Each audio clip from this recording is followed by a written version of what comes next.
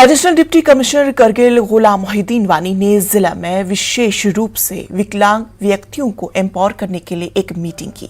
Meeting में superintendent engineer BWD, chief medical officer Kargil, chief education officer Kargil, जिला पंचायत अधिकारियों समेत कई लोगों ने भाग लिया।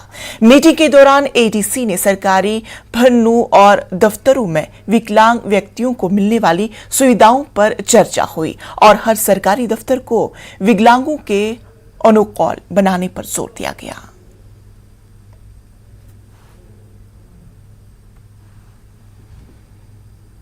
सनकू में सुशासन सप्ताह का आयोजन किया गया। इस दौरान SDM ने भूमि, पेड़ और घर के लिए 62 लाख रुपए की मुआवजा राशि को मंजूरी दी। प्रोग्राम की अध्यक्षता SDM सनकू मोहम्मद हनीफ ने की। प्रोग्राम में इंचार्ज तहसीलदार और नायब तहसीलदार सनकू, कई विभागों के अधिकारियों और स्थानीय लोग मौजूद रहे।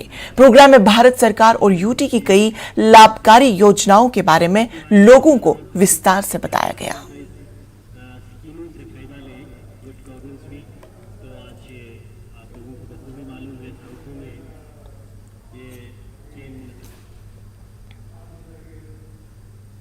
बिलासपुर और सोलन में बंद सीमेंट प्लांट्स को लेकर होने वाली मीटिंग में कोई समाधान नहीं निकल सका।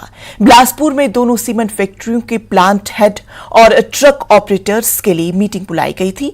बिलासपुर के DC पंकज राय ने भी मीटिंग में शमूलियत इख्तियार की, लेकिन मीटिंग में किसी भी मामले पर सहमति नहीं बन सकी।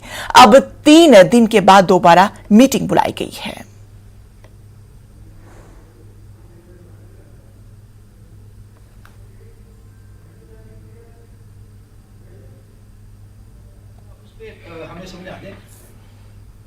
कोरोना के चलते दिल्ली के हिमाचल भवन में मुख्यमंत्री सुखविंदर सिंह सुक्खू क्वारंटाइन है। इस दौरान उन्होंने एक बयान जारी किया। उन्होंने कहा कि वो जल्दी हिमाचल लौटेंगे।